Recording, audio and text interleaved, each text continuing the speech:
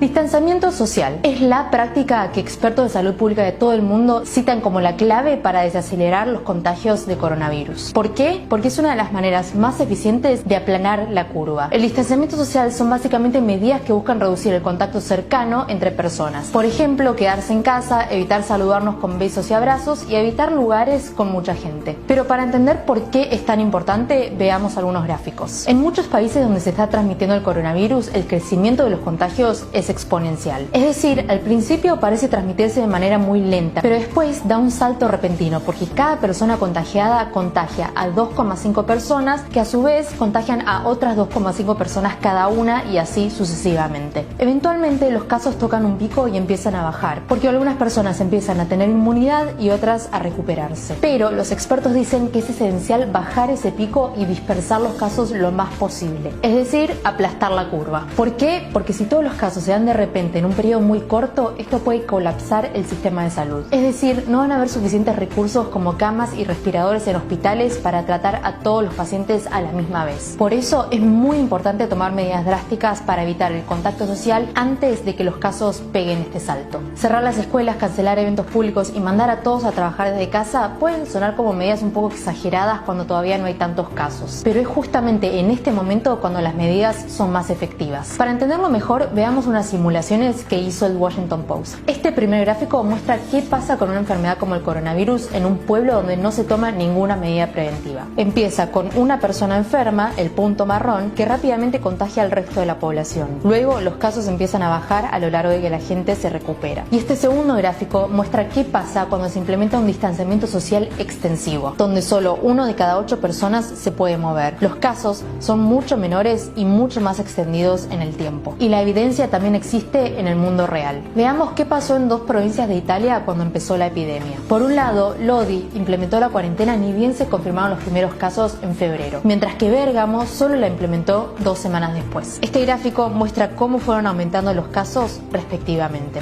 Y a pesar de que sea un poco difícil de entender y hasta pueda frustrarnos, lo que hacemos cada uno puede tener una gran diferencia. Un ejemplo clarísimo, la paciente 31 en Corea del Sur. Se trataba de una mujer que antes de ser diagnosticada con coronavirus tuvo contacto con más de 1000 personas, incluyendo en su iglesia y en un hotel donde fue a almorzar con su amiga. A los pocos días se la diagnosticó con coronavirus y en menos de una semana cientos de otras personas fueron diagnosticadas con coronavirus, muchas con relación a la iglesia de la paciente. La lección: no seas el o la paciente 31. El distanciamiento social no es solamente para cuidarte a vos, sino para cuidarnos a todos. Recordemos que la actitud de una persona puede detener la cadena de contagios. Y para quienes estén en cuarentena, gracias por cuidarnos a todos.